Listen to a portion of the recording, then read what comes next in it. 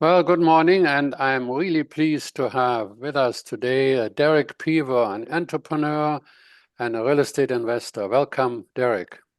It's an honor. Thanks, Ozzie. I'm really glad to have you because we have a lot of heavyweights in terms of the real estate markets. We have people that are running huge corporations. We have major architects, but when you talk to somebody that has really grown a portfolio, you realize they started out generally with one unit or got an idea or went to see a course and thought, maybe I should do that. So what is your background in real estate and track record? Thanks, Ozzie. So basically, my family background is in the marine industry. So my grandpa, my dad, my brother, myself, we were all tugboat captains at C-SPAN. I had my 60-ton ticket when I was just 22, so I was on track to be the youngest tugboat captain ever at C-SPAN. I started when I was 17 on the tugboats, and obviously younger, riding along with family and stuff. But in 2005, a lady that we both know told me about Rich Dad Poor Dad, Kelly Fry. So I just took a chance ride in a car with her, and she told us about those books the whole way on our ride, 1 hour ride from the airport to Pitt Meadows, BC, where I live now. And the very next day, I went out and bought the book at the Langley chapters and power read through the book, had a paradigm shift right there because where I was at was I had some savings, I had a good salary job, I had good time off, but I was saving up for my principal residence and a Harley and a boat. So In I that read that book. order, Yeah, yeah. exactly. And that was the dream. But I powered through that series and quickly had a paradigm shift and wound up buying my first condo in March 2006 in Agassiz, BC. Small For town, yeah. very small. And I lived in Cloverdale at the time, but we had to go that far to find positive cash flow. So that was key for us as Rich Dad, Poor Dad's students. And basically, I did it 4 ways with my best friend, my dad, and his dad. We each put in $5,000. Great. Myself and Carson got the mortgage. Yeah, We were able to put down 25% and fund a little renovation. It's hard to believe, but if you drill yeah. into the math, it's true story. We What did a baseboard. few years might do, no? Yeah, well, I just looked the other day. These are just over 200,000 today, these condos in Yeah. Agassiz. But still, I tell people if you want to get on the ladder, capitalism is a ladder. That's where you have to be willing to go. I used to drive out there before work on the tugboats and drive back, get changed in a parking lot in my car, and go to work for 12 hours and then go back out there to renovate. So, basically by the time I bought my fourth joint venture in Pitt Meadows, it was a townhouse for 165,000. We fully gutted it. My partner, my business partner, he owned a little residential curbing company as well called Curb Canada. So we would improve the curb appeal of the property, tear out all the ugly bushes, put in the Yeah. nice curbing and the rocks. We didn't even have a chainsaw. We used to take out big bushes with an axe. Yeah. Um, so eventually, though, like everybody, I ran out of my own money, right? And that's when I had to start reading the books about using other people's money, attending the Sure. real estate clubs like REAG and many others. Yeah, I think And that's where I met you at REAG. I think that you were the Real Estate Action Group is a group of like-minded individuals who either started small to get bigger, and we've have an incredible number of people. We have people that actually won an Oscar, and we have people that went from 0 to 10,000 units in the United States. But the big thing was even like starting out small. I love those stories because that's what I did. The first 10 houses I bought, I moved in and out within 6 months. And my wife and I, freshly married, I'm not really recommending it, although we got along, but freshly married, she never unpacked. I was always with a do-it-yourself book and a hammer, and those weren't, you couldn't go to a Home Depot and buy doors for a kitchen cabinet. No, you had to get a 4x8 sheet, and I had to get 4 doors out of there. And it's unbelievable the wow. work. But there's something about when you take action. It doesn't matter even if you take not always the perfect action right away. But you learn very, very quickly by making it look on the outside. I'm telling people right now, it's closer to Christmas time, put some lights out, put the tree up, make it, think about it. The people that buy the place, they probably want to live there. And if they want to live there, they want to have a homey feeling. So you got to put that out there. Now, you came out of all that long road and you created the concept of super suites. Right. Yes. So I won't go super long, but just to finish off my startup Yeah. story, because the way where I end that usually is 2009 when I cut the umbilical cord at my lifetime job. Everybody thought I was nuts and went to do real estate full time. And at that time, I downsized from a big house that I owned with my dad, 50-50, and into a tiny condo and $600 a month payment in Abbotsford. I didn't know anybody in the city, but we just went out there to grow our business. And that's when Super Suites was born. And I actually heard about furnished corporate rentals at a real estate meetup group. So A that's lady, what super suites is furnished rentals. yes, yes. So what we do at Super Suites is we help people that have had flood, fire, tree falls on their home, anything that makes their home temporarily unlivable, could be mold, um, and it's emergency housing. So we work with insurance adjusters to give really high service, housekeeping included, turnkey, Mm. maintenance free kind of condos and townhouses in the Fraser Valley is where we started. And we expanded across Canada, 4 provinces. And now we're also in Texas, which I'm excited to talk to you about today. And we also do corporate rentals and in-betweeners. So it's mid-term rentals. I'd like to say we started before Airbnb existed. So when you say midterm, what's Yeah. that, 3 months or? That's the typical dishwasher leaks, 3 month, 4 month tenancy. Yeah. That's a brilliant idea. So how do you get clients? Are you working together with insurance companies or? Right. So we've just worked really hard. Like our very first clients were the insured, we call them, the resident or the homeowner or the tenant that has insurance. They find us online typically back in the beginning, and then we would one insurance adjuster at a time, build our database, treat them really Yeah, well, answer the phone immediately, yeah. move in same day service kind of thing, and just give really good value. And we built a list of several hundred adjusters that we work with now. Well, that's the key. Is in the end, it always comes down to the actions that you take. It's not just follow up, but also follow through, right? So that I'm always surprised. Sometimes I get an email and one quick follow up, and I never hear from the individual again, right? It's the building the relationship. Now, I've invested in the United States, in Phoenix, and also in Texas, in Houston, but you picked Austin, Texas. Why did you pick Austin? So it's a balance. I'm a real estate guy like you, and so for me, it had to be somewhere with the fundamentals, the way I see them, which is population growth, job growth, transportation improvements, critical Yeah. infrastructure Oh, yeah. expansion, positive political climate, and so on, right? And then the other half of the equation was for my own family, because I'm kind of the mind now where I only like to invest in the Fraser Valley and Central Texas, where I live half the year each, where I can go, but because I'm an operator, I'm a front lines, like a practitioner, property manager of my own properties. And I hope we get into it a lot, but it's lifestyle as well. Like I'm a big stand-up comedy guy, so the whole comedy scene that's flourishing in Austin. Like I've been to the mothership several times since I've moved down there. Well, I know you consider yourself a winter Texan. No. Yes, sir. Well, I think listen, there's nothing like stand-up comedy where you're really out there, right? You live and die with your jokes, you live and die with the audience and how you engage them. So that'll probably makes you the good speaker that you are. No.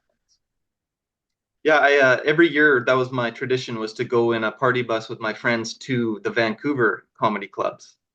So now in Austin, I'm going to keep the tradition going. So, okay, I love Austin. It's a beautiful place. I mean, you have a lot of high tech people move to Austin, and in fact, a whole bunch of companies are leaving California and in droves, literally going to Houston and Austin, and they go for a lot of reasons. But one of the reasons, which is sort of close to my heart, is the word taxes has a different connotation in Texas than it does in British Columbia. Sure does. Yes. communism and capitalism come to mind. So, okay, so is there property transfer tax? Yeah, so I know you wanted to discuss taxes, so forgive me for looking down a little bit, but I took Sure. some notes because I Yeah, wanted yeah, to be sure, yeah. thorough for the viewers. Um, so right away, the big skeleton in the closet would be that property taxes in Texas, as you know, are much higher than they are here. So it's kind of a pro in a sense that when I'm back home now, I don't complain about property taxes anymore because they just look absurdly low now. So I feel like I'm getting a deal just paying them. But So of course, that's, yeah, we go don't get ahead. anything for it up here though, right? Which is a whole nother discussion. But um, so in North Austin, which is a beautiful area, by the way, like you mentioned, the Silicon Hills, it's not what I always imagined when I thought Texas in my mind, like a country western movie, West Yeah. Texas. It's hilly, it's gorgeous. There's very lush grottos and very Yeah. tropical feeling parts Hmm. of it, right? The hill country triangle in the center of Texas is kind of like the cream of the crop as far as if you're from Texas and you say you live in hill country, you're in the good stuff, right? Um, Now up in North Austin suburbs where we invest, such as Round Rock, Leander, Liberty Hill, where I live, Georgetown. These are like the Langley, Surrey, Chilliwack, Maple Ridge of Austin. Hmm. And the tax rates can really range. So that's a key part of due diligence down there is drilling into the tax rate. So one of the opportunities I'm looking at right now, one of the key things that tipped this opportunity above others is the tax rate because that's where you can find the difference of cash flow or not. So in Round Rock, in a brand new community where we're looking to buy detached homes for 375,000, it's 1.7 Detached homes. double car garage, 1,600 square feet. They're starter homes. But 1.75% is the tax rate. So if you take the 375 times it by 1.75, that's your annual tax bill. So it can almost be like a second mortgage payment. It's very substantial, especially on my secondary home. I was shocked how much it was. But if you go out in more remote areas, like say the Chilliwacks, and then it's a brand new community, sometimes they'll have not just the municipal tax rate, but also a MUD, it's called, like an additional tax when the community's in a startup mode. And that additional tax can go away at certain point, but you can be as high as like 3.25% Wow. if you get, yeah, it's huge. And it can be a real rude surprise if you're not aware of it. Um, Okay, so just a general tax of Texas versus here. Of course, there's no state income tax, which you don't have to go that far to find it. It's Washington state as well. There's several states that don't have income So tax. no state income tax. So Correct. not like we have here, we have a federal tax in Canada and a provincial tax. There's no such thing. Well, that's Right. pretty So darn good. Yeah. my theory is that if you're a hustler and you're an entrepreneur and you're working, you're going to come out way ahead even with the high property taxes. We'll see. I'm in year 2 now down there, but that's my theory. The sales tax, here's a lifetime something for you, Ozzie. So I was down at getting my car fixed at Kitsilano Tesla just the other day, and I'm on the Cybertruck waiting list in Canada. I started drilling into it with the sales department. They said that we would pay 12% tax on the Cybertruck here, but if I cancel my place and waiting list here, which I only lose $150, I'll buy it in Texas, obviously factory direct, 6.2% tax on the truck. The price on the truck in Canada, $160,000 Canadian. The price on the truck in Austin, 75,000 US. So Jeez. currency Unbe is say 1.38 right now, let's say. yeah. So that's still 103.5 Canadian. It's just way cheaper and tax, transport costs, all that is part of it. But that I just thought that was interesting. Yeah. Here's my favorite thing. Sorry, were you going to say something? No, no, go ahead. Okay, so we like to buy new construction for super suites, and I'll get into a bit more exactly what we're buying and why. But when we bought new construction, the price is exactly what you pay. There's no property transfer tax, which I found so refreshing, right? Yeah. There's also no GST on new purchase. So there was literally legal fees. I was waiting for the shoe to drop, like the price was 750 on one thing that we bought, and it was like 760 after closing. So I was just like, wow, or less. There's no speculation tax. There's no underused housing tax. Um, it's what they call a non-disclosure state. So if the city sends you mail wanting you to fill out an assessment survey, like did I get a new pool or did I do this or that? Did I do any additions? You can just politely not complete it. So they're not going to put the screws to you. If you read the fine print, it's a non-disclosure state. Yeah, The one thing that I have learned that's fairly new in Texas is there is a corporate, kind of like our LOTR or landowner transparency or the Bear Trust filings, these endless yeah, projects that you spend all your time and money on in BC. Where if you own more than 25% of a Texas corporation, yeah. then you just have to go online yourself and file a little web form. So it's not too bad. I found the ones in BC, I just couldn't do them myself. No, you need it. Yeah, exactly. Nobody can. Exactly. This is something I would like to actually pick your brain if you have any experience with this, but I was always curious about this, and I learned just through researching it that the 1031 rollover in the States, which is a big benefit to deferring tax in the States as you move from project to project, doesn't apply for Canadians. But I was curious, have you and Ralph found a way to effectively do that, or?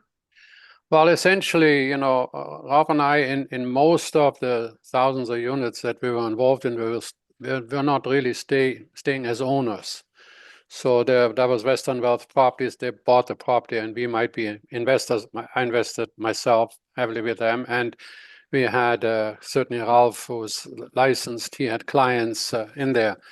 But what I find in the United States, that everything varies by state. You have, for instance, a triple LP in Austin, no, not in Austin, in Phoenix, in Arizona, and we don't even recognize that here. And that makes a big difference because the CRA, our Canadian Tax Authority, if they don't recognize an entity, you have the tax treaty or no tax treaty, it doesn't work for you, right? So you have to be careful what entity you put it in.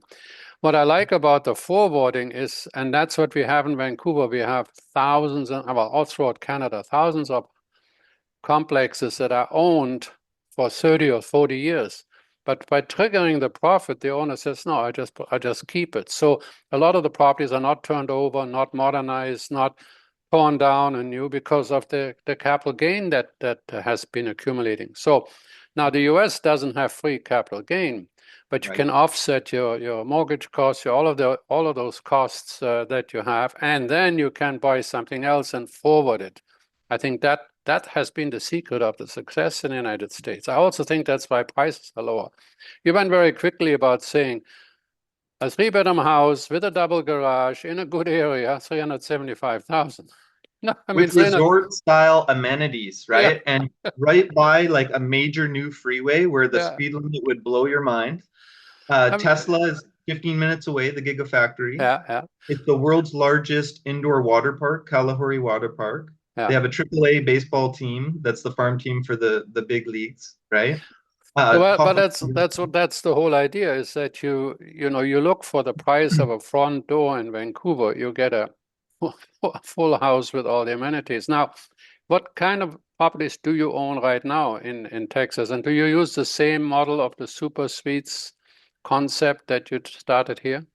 yes, sir. So I like to say our unique selling proposition, because I believe you got to have some special sauce, not just a vanilla deal. And what I was shocked by when I explored the neighborhoods down in North Austin is that there's a very oversupply of walk-up three-story new apartments. Hmm. And they're beautiful and they have resort style amenities. And I've been going to the Chamber of Commerce, grand openings of these properties and stuff. But I was shocked being from BC that none of them had elevators. And so with what Yeah. we've bought townhouses. Okay, so they're kind of like from the Eastern US style, I've heard, like um, 4 stories, rooftop terrace, but private elevators in our townhouses. And we're paying like, 600,000, 585,000 for a brand new one in essentially what is going to become the new downtown square of Leander, which is like the Langley. It's got light rail right to the doorstep. It's called North Line, and that's the one we paid 750 for. So that was like the top, and that was back closer to the peak of the market. It's probably, debatable 700 it's worth right now, but I feel really good about the long-term hold prospects on these properties. So what's the unique selling proposition? Okay, so private elevators Mhm. is like the forbidden fruit down there. Yeah. The rooftop terraces, and get this, Ozzy, you're gonna love this because I'm all about the experiential, the experiential marketing and all this. So the brownstone at the summit, so it's East Coast architecture, but with the Texas traditional brownstone exterior. Mhm. Like they filmed the Ford Lightning commercial right in front of our townhouses because it's such a beautiful project. It's a award-winning boutique builder, local builder, Novak Brothers, but live music right within the homeowners association 3 nights a week included in your rent. So here's the other really cool part. There's outdoor dining, there's shops, you're right on Rivery Park. You can walk to the blue hole, they call it, swimming hole, obviously just certain times of the year when the water's flowing. But you can even carry a couple beer from your townhouse up into the square. It's allowed. It's That's open carry. that's a no-no in Canada. It's a Well, big one. who would be your tenant market then down there? So our very first tenant was a corporate tenant, and it was a national corporation called Bolero, which is a massive bowling company. And they bought a local bowling alley, and they were totally repositioning in it. So we had the manager for Bolero was our very first tenant. I thought that was kind of a fun one. We've had quite a few insurance claims, quite a few people doing substantial renovations to larger homes, $1 million home renovation, and they decide, well, we're just going to go stay. We're right in kind of walking distance to all amenities in the town, overlooking the San Gabriel River Valley. So it's like a green belt of treetops that you look at off of our rooftop terraces. It's really beautiful. Well, I think that's part of your background. I mean, you're a family man. How many kids do you have? 5. Well, you're way ahead of me. I have 5 grandkids, so I don't know whether that counts. But we are starting to be a rare breed. If you have a family today, you're an unusual kind of a person, particularly if you're married for a long time. But I think you have a different perspective. I think when you're looking at the totality of your family, how do they enjoy life, and what is it that they see, and what can you instill the values are. What I like about you is you're an entrepreneur, you're a real estate investor, you're dedicated and committed to what you believe, but your background is a farmer, right? As well as a winter Texan, and you explore the Pacific Northwest on a tugboat. I mean, who does that, right? So, because I always, you talk about unique selling proposition, well, you are it. I think if I talk to you and you make it very believable in terms of why I should be renting a place with you, because you seem to look at all the bases. You casually mention, well, I went to the city hall or do this or that. Very few people actually do that. We go down there and we don't take the details that is necessary to run a successful business. So currently, are there any investment opportunities in North Austin? Yes, I've been basically stalking the sales centers for almost a year now, just watching the knife fall. And the way I look at it is I've got a beachhead. We purchased 6 properties, including my secondary residence, and then I actually had to sell one just to release the pressure valve Sure. because it's been really tough 2 years. Um, but the vacancy's been pretty soft everywhere, not just there. And right now I'm fully booked there. So but the current opportunities, finally, I feel like it is bottoming. Like I'm watching the rate of their sales, their incentives, and I feel like it's bottomed. Like this property we're looking at in Avery Center, it's a new master plan community in Round Rock, Texas, which is kind of like the Surrey, Cloverdale area of Austin. 375 at the peak of the market probably would have been somewhere north of 450, and you can get some really good incentives, things included cash backs. If I was a local person, I could get a really good rate buy down, but unfortunately I'm a foreign national, so those don't apply to me, but maybe a bit more cash back or renovation, furniture allowance, these kind of things. But 375, here's the big hack here, Ozzie. The value that I see that maybe other people might not see is at all of these homeowners associations where I want to buy I want to buy detached now because Texans like a little yard. I heard you Yeah, talking today to Brent. People like a little yard, yeah, with the dog, a fenced yard. So if we can afford it, I could never afford it here and make the numbers work. But if we yeah. can make it work, then we go in the HOA and get access to the amenities. But most of these HOAs actually, even in Texas, have 3 and 6 month minimums. Hmm. Okay. If you're in freehold, you have nothing to worry about in Yeah, Texas, basically. But in these HOAs, they are sensitive to Airbnbs just like everywhere else. And sure. that's not what we do. But this one in Round Rock is one of the only ones that has no rental restrictions. So we only do 1 month plus. But if you had to, in a tough market, take a 2 week booking, you have the freedom and the property rights to do that. Hmm. And the tax rate is the lowest. So that's why I'm looking at that location. We'll rent that property based on our other 3 and 4 bedrooms in the area, somewhere around 5,500. We'll go as low as 4,950 for a good tenant, and the top could be 6 grand US. So after you convert that, I was converting some of the monthly rents we were getting. It was like 8,500 Canadian a month. Well, and that's of course when you have a low capital investment, like the numbers are half, 50% or a third of what the prices would be in Canada. Mhm. Now, why should anybody invest with you? Are you still looking for capital? Yeah, so the way that we're structuring the deals in Texas, several of those properties I bought on my own, and then I do joint ventures. We've done a few limited partnerships in the past, but I found that the accounting and the legal really ate our lunch. So I'm just keeping my structure super simple. I just like one-off joint ventures, and the cash required for that particular deal would be around 120 US after everything. I can get mortgages. We're still paying 7.5% interest, but we can make them cash Yeah. flow. Not huge cash flow, but the idea is just get them to cash flow and then improve that over time, maybe refi down, hopefully once the rates finally come down in the US, but I'm not holding my breath for that.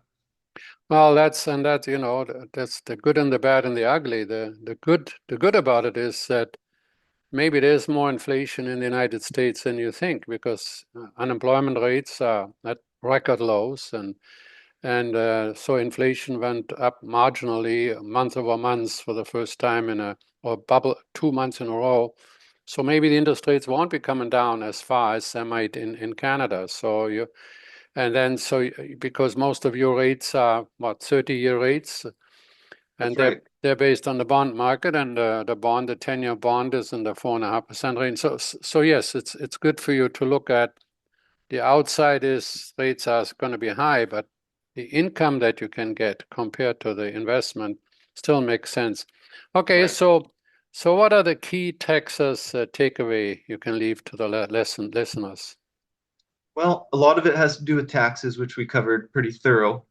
Um, Property rights is another thing that we touched on. I feel like you're much better there. There was case law that came out of Austin where a federal judge said it was unconstitutional for the city of Austin to shut down someone's ability to do an Airbnb on a luxury rental in West Austin. So that's a nice precedent at the opposite end of the scale from New York's and the Vancouvers of the world.